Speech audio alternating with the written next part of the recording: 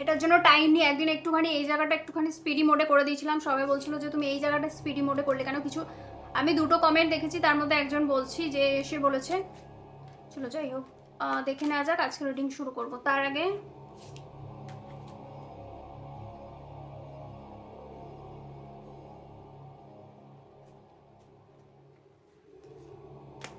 কিছু কথা তোমাদের বলে রাখলাম যেগুলো অলরেডি আমার বলার দরকার ছিল।